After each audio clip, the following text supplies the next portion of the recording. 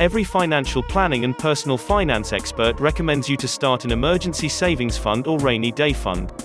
This will help you handle unexpected financial emergencies as you build wealth. Some advise a fixed dollar amount, such as $500 or $1,000, be set aside for financial emergencies. However, there are recommendations ranging from $500 to $12,000.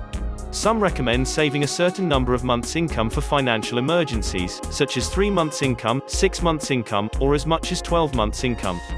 A vast majority suggest setting aside a certain number of months' living expenses, such as 3 months' living expenses, 6 months' living expenses, or even 12 months' living expenses, to meet unexpected financial emergencies.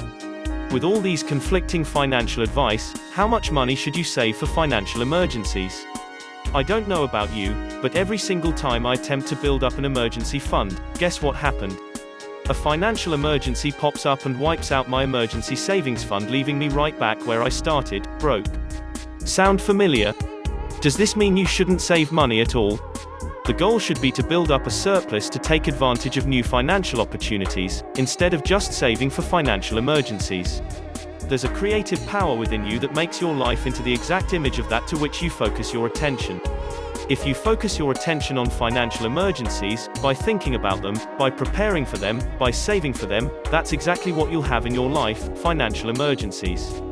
However, if you focus your attention on financial opportunities, by thinking about them, by preparing for them, by providing for them, that's exactly what you'll have in your life, financial opportunities. None of us have the ability to foresee the future or predict the hurdles which lie ahead of us. This makes building an emergency fund a financial priority. Building an emergency fund is healthy for your financial well-being, since you're given advance notice of a setback or an accident that will keep you out of work for an extended period. It is also a safety net that can save you from bankruptcy or severe financial hardships in the event of an unexpected change in your income or expenses.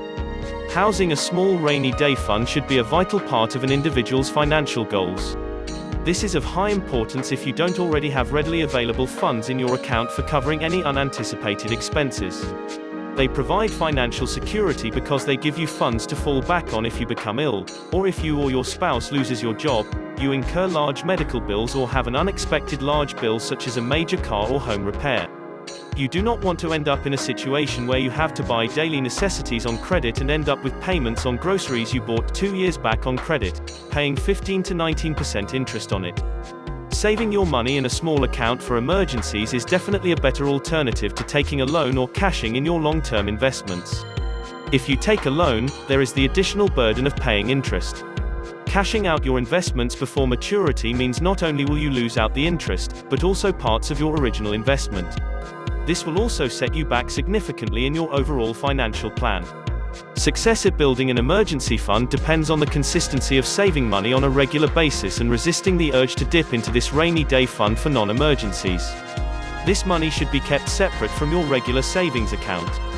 Otherwise, you will be tempted to dip into it even if you simply run over your budget at a certain point. A substantial part of this emergency fund account should be invested in low-risk funds. This ensures that your investment does not lose its value in case you need the money. Also, it should be extremely liquid, to give you access to the cash easily and quickly when you need it. The size of the special savings account will depend on your personal situation. People often keep 3 to 6 months' salary in the reserve. But you will have to decide on an appropriate amount based on factors such as your dependents and fixed monthly expenses.